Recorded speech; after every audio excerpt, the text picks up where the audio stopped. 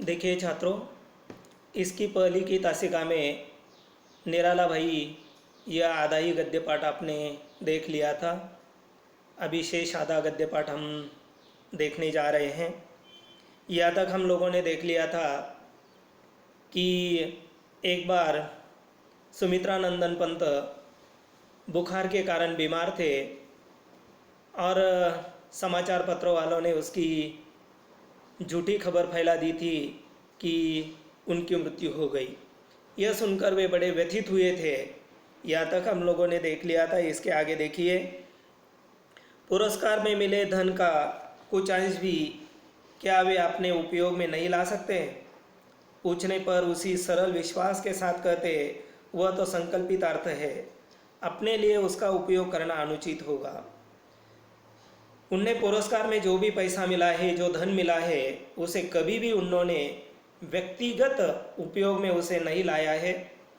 वे उसे एक संकल्पित अर्थ के रूप में मानते हैं। उन्हें व्यवस्थित करने के सभी प्रयास निष्फल रहे हैं, पर आज मुझे उनका खेद नहीं है। यदि वे हमारे कल्पित सांचे में समा जाए तो उसकी विशेषता ही क्या रहे। उन्हें कई लोगों ने समझाने की कोशिश की थी, लेकिन वे हमेशा उन्होंने जो संकल्प किया उस पर वे अड़े रहते थे। उनकी अपरिग्रही वृत्ति के संदर्भ में हो रही थी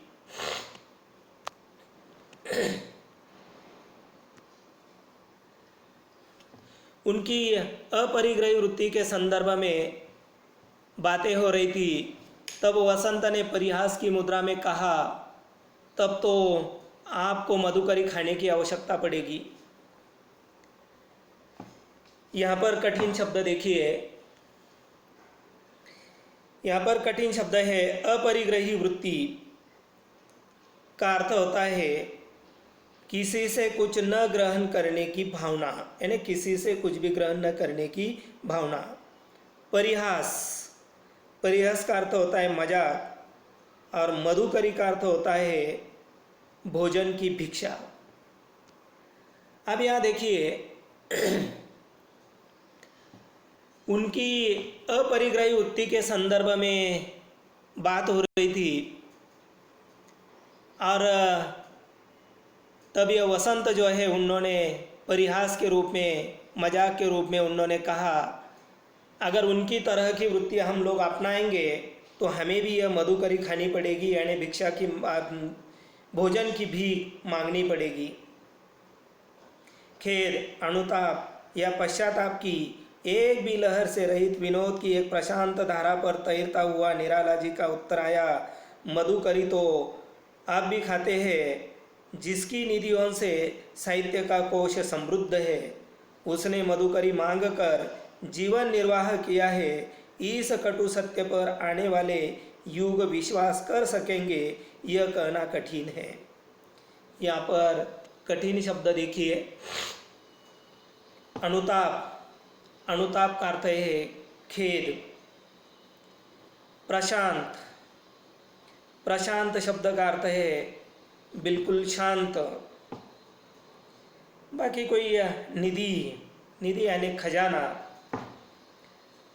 अब स्पष्टीकरण के तौर पर देखिए, उनकी अपरिग्रही वृत्ति जो है, यानी किसी से कुछ भी न लेने की जो उनकी भावना है, इसके संदर्भ में वसंत ने तो कहा था कि अगर उनकी वृत्ति को अगर हम लोग अपनाएंगे तो हमें भी भोजन की भिक्षा मांगनी पड़ेगी।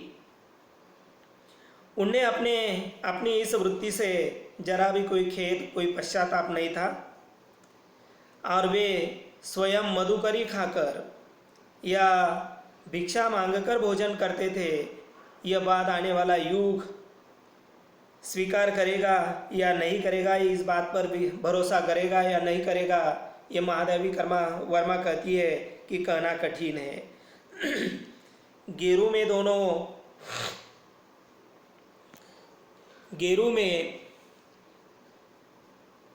दोनों मलिन आधो वस्त्र और उत्तरीय कब रंग डाले गए इसका मुझे पता नहीं, पर एकादशी के सवेरे स्नान हवन आदि कर जब वे निकले तब गैरिक परिधान पहन चुके थे। अंगोछे के अभाव और वस्त्रों में रंग की अधिकता के कारण उनके मुंह हाथ आदि ही नहीं, विशाल शरीर भी गैरिक हो गया था, मानो सुनहली धूप में धुला गेरू के पर्वत का कोई शिखर हो।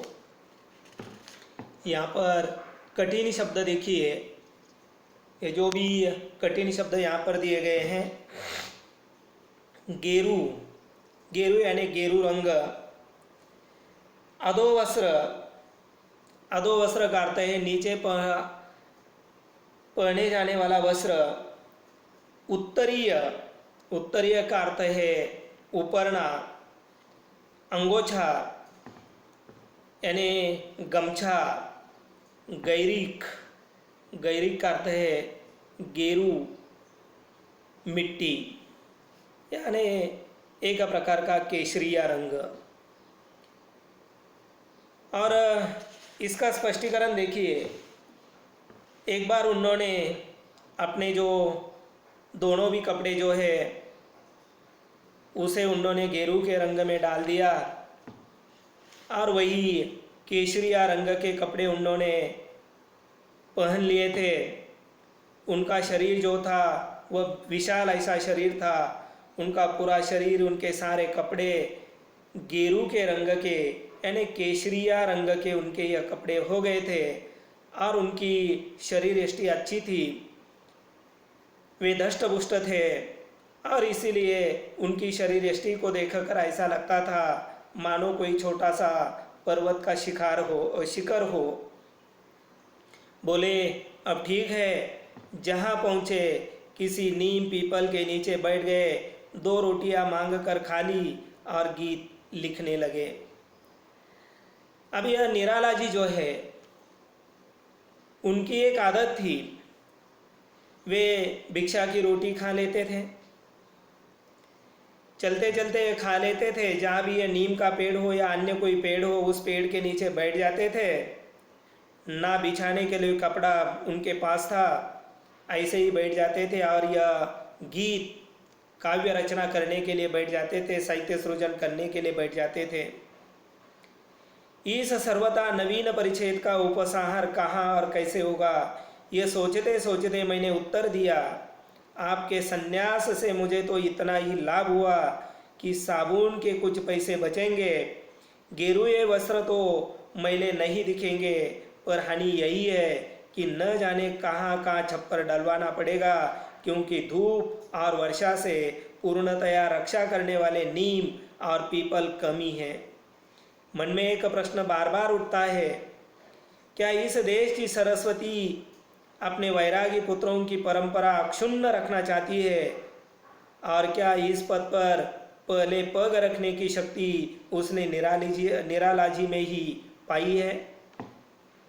यहाँ पर देखिए एक ही कठिन शब्द है अक्षुण्ण, और अक्षुण्ण का अर्थ है अखंडित।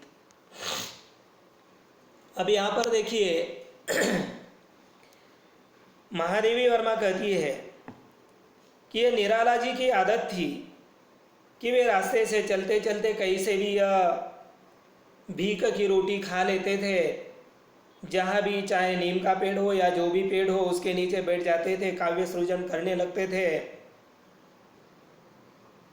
लेकिन यहाँ वह कहती है कि अगर हम उनकी तरह रहेंगे या हमेशा यह गेरू रंग के कपड़े पहन लेते थे, क्योंकि वे मैले नहीं दिखते थे।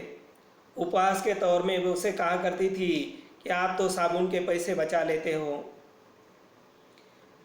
लेकिन फिर उनके मन में एक प्रश्न पैदा होता है, क्या इस देश की सरस्वती ने, ज्ञान के देवता सरस्वती आपको मालूम है, क्या सरस्वती ने भारत के वैरागी पुत्रों की यह परंपरा जो है उसे अखंडित रखने के लिए क्या निराला भाई में यह शक्ति उन्होंने डाल दी है? तो इस प्रकार का सवाल उनके मन में पैदा होता है। निराला जी अपने शरीर, जीवन और साहित्य सभी में असाधारण है। उनमें विरोधी तत्वों की भी सामंजस्यपूर्ण संधि है। उनका शरीर डील डबल देखने वाले के हृदय में जो आतंक उत्पन्न कर देता है, उसे उनके मुख की सरलता, आत्मीयता दूर करती चलती है। यहाँ पर कठिन शब्द देखिए, यह संधि, संधि का अर्थ है मेल। बाद में डील डौल शब्द है, डील डौल शब्द का अर्थ है कद काठी, जिसे हम शरीर यष्टि भी कहते हैं। बाकी कोई कठिन नहीं है। यहाँ पर निराला जी कहती है कि उनका जीवन और साहित्य दोनों भी असाधारण है। उनमें सामंजस्य है और जीवन भर उन्होंने हर परिस्थिति के साथ उन्होंने संधि की है। मेल, जिसे हम तालमेल भी कहते हैं, वह उन्होंने स्थापित किया। उनका शरीर बड़ा विशाल था। उनके शरीर को देखकर या उन्हें देखकर देखने वाले को डर लगता था। उनके हृदय में, उनके मन में एक प्रकार का आतंक पैदा होता था। लेकिन यही भारदस्त ऐसी शरीर यष्टि वाले ये निराला जी जो है, वे अपनी मुख की सरलता से, बड़ी आत्मीयता से उनके साथ बात करते थे, तो उनके हृदय में जो मैल पैदा हुआ था वह दूर हो जाता था।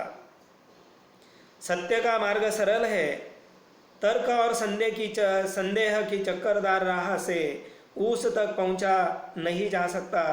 इसी से जीवन के सत्य दृष्टाओं को हम बालकों जैसा सरल विश्वासी पाते हैं। निराला जी भी इसी परिवार के सदस्य हैं। निराला जो है, उन्होंने जीवन भर हमेशा सत्य का मार्ग अपनाया है। हम समाज में पाते हैं कितने लोग सत्य के मार्ग पर अंत तक चलते हैं, लेकिन वे देखिए अंत तक सत्य के मार्ग पर चले थे और इसी से जीवन के सत्य दृष्टाओं को हम बालकों जैसा सरल विश्वासी पाते हैं। निराला जी भी इसी परिवार के सदस्य हैं। किसी अन्याय के प्रतिकार के लिए उनका हाथ लेखनी से पहले उठ सकता है अथवा लेखनी हाथ से अधिक कठोर प्रहार कर सकती है, पर उनकी आँखों की स्वच्छता किसी मलिन द्वेष से तरंगायित नहीं होती।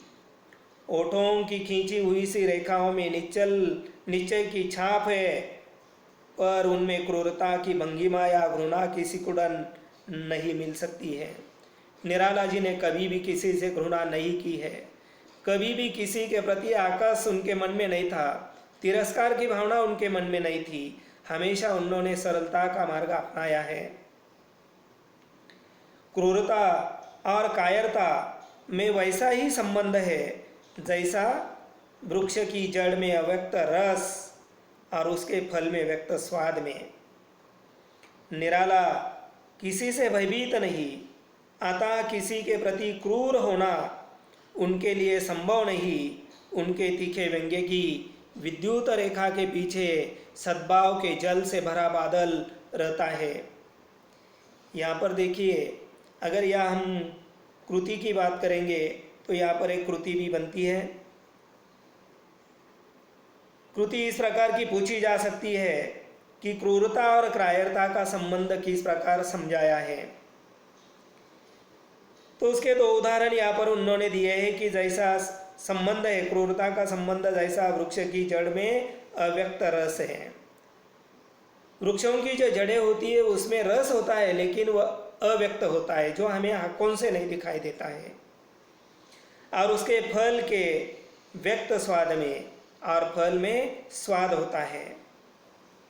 निराला किसी से भयभीत नहीं है और इसीलिए उनका किसी के प्रति क्रूर होना असंभव है। उनके तीखे व्यंग्य की विद्युत रेखा के पीछे उनके सद्भाव के जल जो है वह भरे रहते हैं।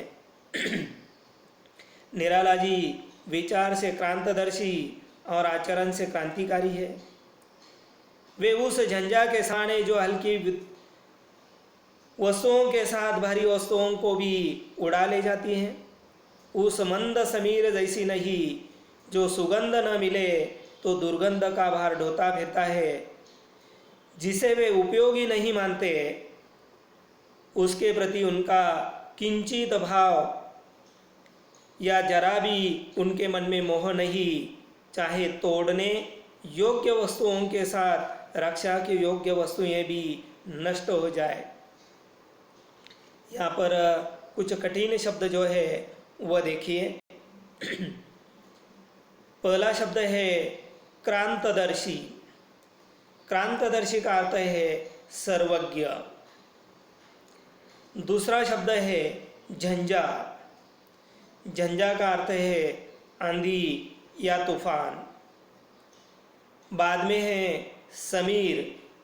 इसका अर्थ तो आप सब जानते ही होंगे, लेकिन फिर भी अगर किसी को मालूम न हो तो देखिए उसका अर्थ है हवा। अब देखिए निराला जी जो है वह विचार से क्रांतदर्शी थे, यानी विचार से सर्वज्ञ थे, आचरण से क्रांतिकारी थे। उसमें आंधी की तरह, तूफान की तरह, यानी वे उसके समान थे, क्योंकि हल्की हवा जो होती है वह बदबू को ढो जाती है, लेकिन जो तेज हवा होती है, तूफान होता है, आंधी होती है, वह हल्की चीज़ों के साथ साथ वजनदार चीज़ों को भी अपने साथ उड़ाकर ले जाती है। उनका विरोध द्वेषमूलक नहीं पर चोट कठिन होती है। इसके अतिरिक्त उनके संकल्प और कार्य के बीच में ऐसी कड़ियाँ नहीं रहती जो संकल्प के औचित्य और कर्म के सौंदर्य की व्याख्या कर सके। उन्हें समझने के लिए जिस मात्रा में बौद्धिकता चाहिए उसी मात्रा में हृदय की संवेदनशीलता अपेक्षित है। ऐसा संतुलन सुलभ न होने के कारण उन्हें पूर्णता में समझने वाले विरले मिलते हैं। और यह निराला भाई जो है उन्हें समझ पाना इतना आसान नहीं है। जिन बातों के लिए वे विरोध करते थे वह उनका विरोध द्वेषमूलक नहीं था, और इसीलिए उन्हें समझने वाले जो लोग थे बिल्कुल कम थे, विरले थे, इक्के दुक्के थे। ऐसे दो व्यक्ति सब जगह मिल सकते हैं जिनमें एक उनकी नम्र उदारता की प्रशंसा करते नहीं थकता और दूसरा उनके उद्धत व्यवहार की निंदा करते नहीं हारता। जो अपनी चोट के पार नहीं देख पाते वे उनके निकट पहुंच ही नहीं सकते। उनके विद्रोह की असफलता प्रमाणित करने के लिए उनके चरित्र की उजली रेखाओं पर काली तुली फेर कर प्रतिशोध लेते रहते हैं। निराला जी के संबंध में फैली हुई भ्रांत किंवदंतियाँ इसी निम्न वृत्ति से संबंध रखती है। यहाँ पर महादेवी वर्मा कहती है कि हर जगह दो प्रकार के व्यक्ति मिलते हैं। एक प्रकार के व्यक्ति वे होते हैं जो निराला भाई की उदारता की प्रशंसा करते हैं। आपने पहले देख लिया है निराला भाई का जीवन अभावों से भरा था, उदारता उनमें कूट कूट कर भरी हुई थी, और इसीलिए उनकी उदारता की प्रशंसा करने वाला एक गट हमें देखने को मिलता है। और दूसरा गट या दूसरे प्रकार के व्यक्ति जो उनके उद्धत व्यवहार की निंदा करते हैं, अशिष्ट व्यवहार की, क्योंकि जहाँ भी उन्हें आडंबर लगता है, जहाँ भी उन्हें कुछ विसंगतियाँ लगती है, वहाँ पर वे अपनी लेखनी के माध्यम से फटकार लगाते हैं। और इसीलिए उनका यह व्यवहार कुछ लोगों के लिए अशिष्ट लगता है। उद्धत का अर्थ क्या है? अशिष्ट। और इसीलिए ऐसे लोग उनके व्यवहार की निंदा करते हैं। अब यहाँ निराला जी के संबंध में फैली हुई कुछ भ्रांत किंवदंतियाँ हैं। किंवदंती यहाँ पर कठिन शब्द देखिए। भ्रांत का अर्थ है भ्रांत, यानी संदेह युक्त। और किंवदंती का अर्थ है अफवाह, क्योंकि आपने एक किंवदंती शब्द इसके पहले जब भी आपने कबीरदास जी को देख लिया होगा तो कबीरदास जी के जन्म को लेकर किंवदंतियाँ थी। उसी प्रकार की ये किंवदंती का अर्थ है अफवाह। अब यहाँ मनुष्य जाति की नासमझी का इतिहास क्रूर और लंबा है। प्रायः सभी युगों में मनुष्य ने अपने में श्रेष्ठता पर समझ में आने वाले व्यक्ति को छांटकर, कभी उसे विष देकर, कभी सूली पर चढ़ाकर और कभी गोली का लक्ष्य बनाकर अपनी बर्बरता, मूर्खता के इतिहास में नए पृष्ठ जोड़ दिए हैं। यहाँ पर कृति बनती है, इस प्रकार की कृति भी पूछी जा सकती है। मनुष्य जाति की नासमझी का क्रूर इतिहास, या इतिहास क्रूर और लंबा है, उसके उदाहरण दीजिए। है ना, इस प्रकार की कृति बनेगी या इस पर कृति बनेगी तो यहाँ पर उसके उदाहरण यहाँ पर उन्होंने दिए हैं कि कभी किसी को विष देकर, आपने देख लिया है समाज में कई ऐसे लोग होते हैं किसी को विष देकर मार डालते हैं, यानी वहाँ पर उनकी निर्दयता होती है। कभी कभी निर्दयता से किसी को सूली पर चढ़ाया जाता है, कभी किसी को गोली मारकर उनकी हत्या की जाती है। यह सभी अपनी असभ्य मूर्खता का यह इतिहास है। प्रकृति और चेतना न जाने कितने निष्फल प्रयोगों के उपरांत ऐसे मनुष्य का सृजन कर पाती है जो अपने सृष्टाओं से श्रेष्ठ हो, पर उसके सजातीय ऐसे अद्भुत सृजन को नष्ट करने के लिए इससे बड़ा कारण खोजने की भी आवश्यकता नहीं समझते हैं। वह उनकी समझ के परे है, अथवा उनका सत्य उनकी भ्रांतियों से मेल नहीं खाता है। निराला जी अपने युग की विशिष्ट प्रतिभा है, अतः उन्हें अपने युग का अभिशाप झेलना पड़े तो आश्चर्य नहीं। उनके जीवन के चारों ओर परिवार का वह लाहोसार घेरा नहीं है जो व्यक्तिगत विशेषताओं पर चोट भी करता है और बाहर की चोटों के लिए ढाल भी बन जाता है। उनके निकट माता, बहन, भाई आदि के कोपल उनके लिए पत्नी वियोग के पतझड़ बन गए हैं। आर्थिक कारणों ने उन्हें अपनी मातृहीन संतानों के प्रति कर्तव्य निर्वाह की सुविधा भी नहीं दी। पुत्री के अंतिम क्षणों में वे निरुपाय दर्शक रहे और पुत्र को उचित शिक्षा से वंचित रखने के कारण उसकी उपेक्षा के पात्र बने। यहाँ तक पहले यहाँ पर कठिन शब्द देखिए, कोपल। कोपल का अर्थ है नई पत्ती, बाकी कोई कठिन है नहीं। निराला जो है वह अपने युग के एक विशिष्ट प्रतिभाशाली ऐसे व्यक्ति रहे हैं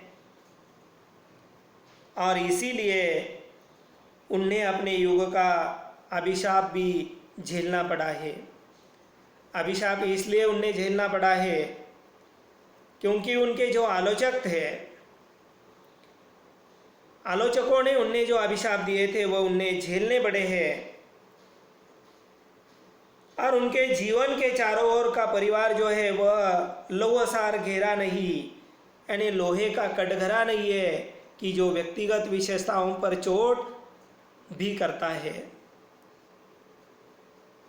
अब यह उनके निकट माता, भाई, बहन, यहाँ पर भी कृति की बात अगर हम करें, यहाँ एक इस प्रकार की कृति बन सकती है कि निराला भाई के घर के सदस्य वे स्वयं हैं, माता है, बहन है, भाई है, और उनकी पत्नी जो है, पत्नी वियोग के पतझड़ बन गए हैं। उनकी पत्नी जल्द गुजर गई थी। हमेशा उनका जीवन अभाव में रहा है, बीता है। उनके घर में अभाव ही अभाव था। उदार नीति के कारण अपने पास जो कुछ रहता था वह दूसरों को दे देते थे, और इसीलिए उनके पास कुछ भी नहीं था। आर्थिक कारणों ने उन्हें अपनी मातृहीन संतान के प्रति कर्तव्य निर्वाह की सुविधा भी नहीं दी। पुत्री के अंतिम क्षणों में वे निरुपाय दर्शक रहे और पुत्र को उचित शिक्षा तक वे नहीं दे पाए हैं, और इसीलिए वे उपेक्षा के पात्र बने हैं। अपनी प्रतिकूल परिस्थितियों से उन्होंने कभी ऐसी हार नहीं मानी जिसे सह्य बनाने के लिए हम समझौता करते हैं। स्वभाव से उन्हें यह निश्चल वीरता मिली है जो अपने बचाव के प्रयत्न को भी कायरता की संज्ञा देती है। उनकी राजनैतिक कुशलता नहीं, वह तो साहित्य की एक निष्ठता का पर्याय है। छल के व्यूह में छिपकर लक्ष्य तक पहुंचने को साहित्य लक्ष्य प्राप्ति नहीं मानता। जो अपने पद की सभी प्रत्यक्ष अप्रत्यक्ष बाधाओं को चुनौती देता हुआ, सभी आघातों को हृदय पर झेलता हुआ लक्ष्य तक पहुंचता है, उसी को युग सृष्टा साहित्यकार कह सकते हैं। निराला जी ऐसे ही विद्रोही साहित्यकार है, जिन अनुभवों के दंशन का विष साधारण मनुष्य की आत्मा को मूर्छित करके उसके सारे जीवन को विषाक्त बना देता है, उसी से उन्होंने सतत जागरूकता और मानवता का अमृत प्राप्त किया है। अब हमेशा उन्होंने प्रतिकूल परिस्थितियों में उन्होंने कभी भी हार नहीं मानी है। हर व्यक्ति का जीवन मार्ग जो होता है उसके लिए हम अग्निपथ कहेंगे। हर व्यक्ति को जीवन में एक प्रकार की अग्नि परीक्षा देनी होती है। इस अग्निपथ से होकर उन्हें गुजरना पड़ता है, और गुजरते समय बहुत से लोग जो है वह हार मानते हैं। जीवन में एकाकीपन की भावना उनके मन में पैदा होती है, या उन्हें उस मार्ग से पथभ्रष्ट कर देते हैं। कई ऐसे प्रसंग आ जाते हैं, लेकिन ये निराला जो है वे उन्होंने कभी भी अपने जीवन में हार नहीं मानी है, और हर समय हमेशा हर बात के लिए वे समझौता करते थे, जिसे हम एडजस्टमेंट कर लेते थे। अभी स्वभाव से उन्हें यह निश्चल वीरता मिली है जो अपने बचाव के प्रयत्न को भी कायरता की संज्ञा देती है। कुछ लोग उन्हें कायर कहेंगे, लेकिन वे कायर नहीं थे। उन्होंने हर परिस्थिति से, हर अभाव के साथ उन्होंने समझौता कर लिया था। उनकी राजनैतिक कुशलता नहीं थी, वह तो साहित्य की एकनिष्ठता का पर्याय है। उन्होंने कभी भी किसी राजनीति को नहीं अपनाया। हमेशा जीवन भर, जिंदगी भर उन्होंने साहित्य सृजन करने का काम उन्होंने किया। छल के व्यूह में छिपकर लक्ष्य तक पहुंचने को साहित्य लक्ष्य प्राप्ति नहीं मानता। जो अपने पद की सभी प्रत्यक्ष अप्रत्यक्ष बाधाओं को चुनौती देता हुआ, सभी आघातों को अपने हृदय पर झेलता हुआ अपने लक्ष्य तक पहुंचता है। यह निराला जी जो है वह एक प्रकार के युग सृष्टा साहित्यकार है। युग सृष्टा यानी एक प्रकार के पथ प्रदर्शक, एक युग को दिशा देने वाले वे साहित्यकार थे। निराला जी ऐसे ही विद्रोही साहित्यकार थे, क्योंकि उन्हें जो सत्य लगता है उसे वह लेखनीबद्ध, लिपिबद्ध करने का काम वे करते थे। उस पर वे अपनी लेखनी उठाते थे, और जिन अनुभवों के दंशन का विष साधारण मनुष्य की आत्मा को मूर्छित करके उसे सारे जीवन को विषाक्त बना देता है, उसी से उन्होंने सतत जागरूकता और मानवता का अमृत प्राप्त किया है। लेकिन उन्होंने ऐसा नहीं किया है। उन्होंने जो भी ऐसे प्रसंग है उसे हमेशा अपने जीवन में जागरूक बनकर मानवता को अपनाते हुए उन्होंने अपनी लेखनी के माध्यम से एक प्रकार का अमृत प्राप्त कर दिया है। उनके जीवन पर संघर्ष के जो आघात है वे उनकी हार के नहीं, शक्ति के प्रमाण पत्र है। उनकी कठोर श्रम, गंभीर दर्शन और सजग कला की त्रिवेणी न अछोर मरु में सूखती है, न आकुल समुद्र में अस्तित्व खोती है। जीवन की दृष्टि से निराला जी किसी दुर्लभ सीप में ढले सुडौल मोती नहीं है, जिसे अपनी महार्गता का साथ देने के लिए स्वर्ण और सौंदर्य प्रतिष्ठा के लिए अलंकार का रूप चाहिए। यहाँ पर कठिन शब्द देखिए। अकुल का अर्थ है बिना किनारे वाला। अकुल बिना किनारे वाला। बाद में अछोर का अर्थ है असीम या छोर रहित। बाद में महार्गता, महार्गता का अर्थ है बहुमूल्य। बाकी तो कोई कठिन है नहीं। अब यहाँ उनके जीवन पर संघर्ष के जो आघात हुए हैं, यानी जीवन पर उन्हें संघर्ष करना पड़ा है, परिस्थितियों के साथ उन्हें जूझना पड़ा है, पीड़ाओं को उन्हें झेलना पड़ा है। जो आघात उन्हें सहे हैं वे उनकी हार नहीं है। हार, यहाँ पर एक शब्द युग्म आप लिख सकते हैं, या आपके लिए एक प्रकार का शब्द संपदा जो कृति है उस कृति में यह शब्द संपदा कृति दी जाती है। हार, हार।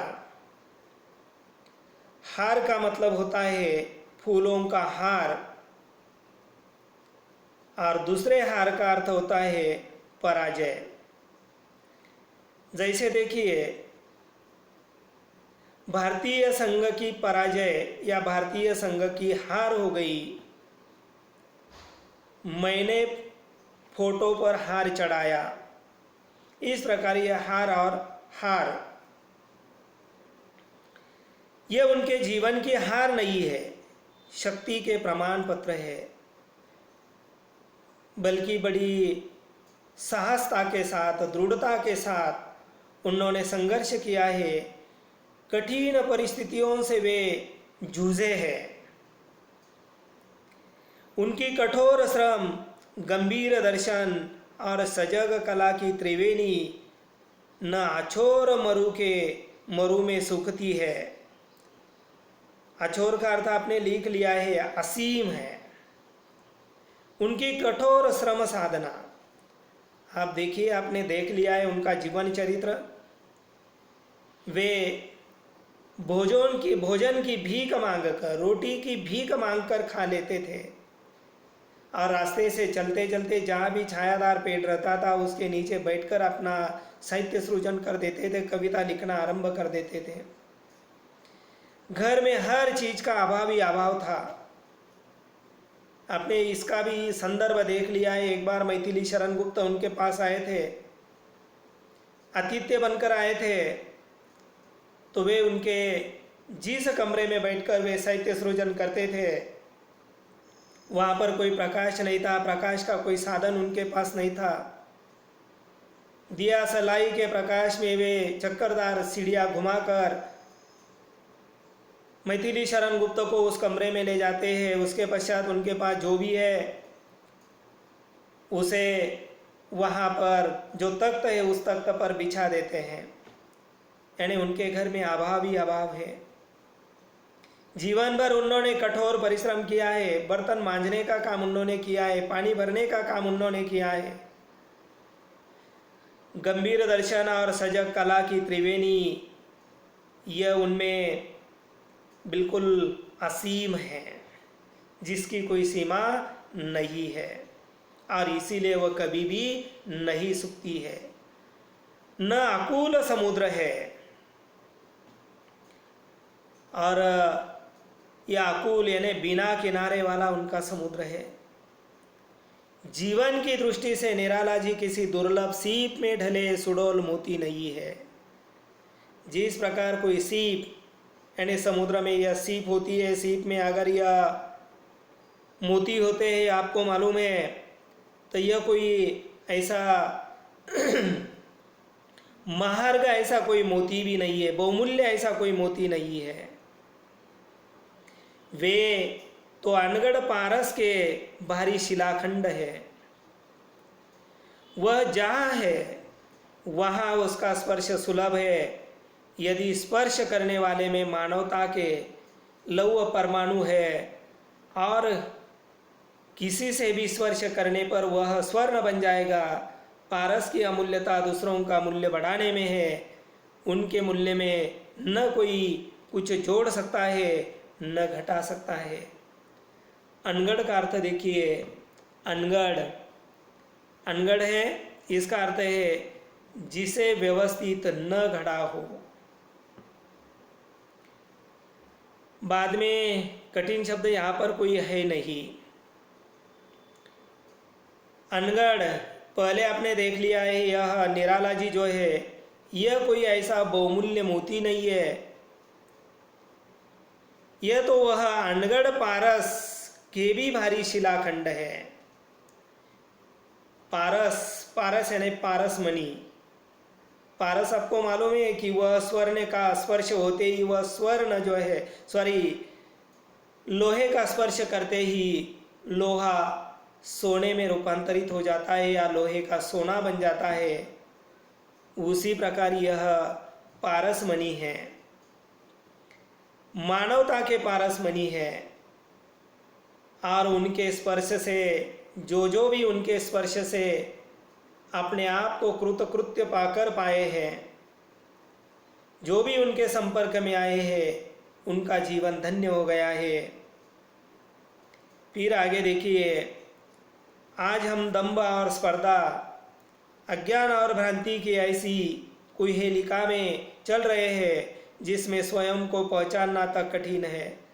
सयात्रियों को यथार्थता में जानने का प्रश्न नहीं उठता, पर आने वाले युग इस कलाकार की एकाकी यात्रा का मूल्य आंक सकेंगे, जिसमें अपने पैरों की चाप तक आंधी में खो जाती है। यहाँ पर कठिन शब्द देखिए, कुहेलिका। कुहेलिका अर्थ है कोहरा। बहुत से छात्र ऐसे होंगे कि उनने कोहरा यानी क्या, उसके लिए दूसरा शब्द है धुंध। इसे भी अगर आप नहीं जानते हैं तो उसे मराठी में कहते हैं धुक।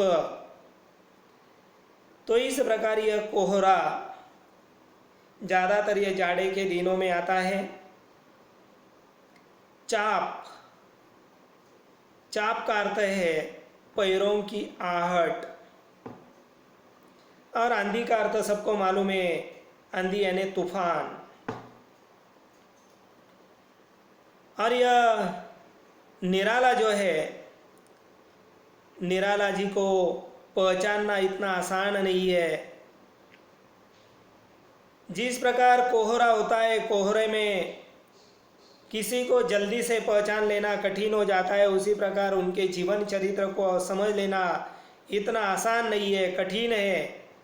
सयात्रियों को यथार्थ में जानने का प्रश्न ही नहीं उठता, पर आने वाले युग इस कलाकार की एकाकी यात्रा का मूल्य आंक सकेंगे, जिसमें अपने पैरों की चाप तक आंधी में खो जाती है।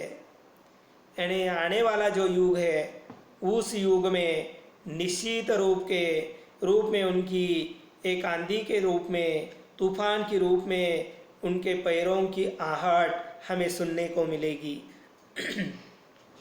निराला जी के साहित्य की शास्त्रीय विवेचना तो आगामी युगों के लिए सुकर रहेगी, पर उस विवेचना के लिए जीवन की जिस पृष्ठभूमि की आवश्यकता होती है उसे तो उनके समकालीन ही दे सकते हैं।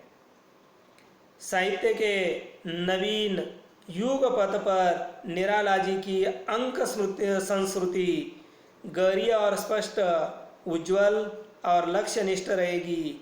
इस मार्ग के हर फूल पर उनके चरण का चिन्ह और हर शूल पर उनके रक्त का रंग है।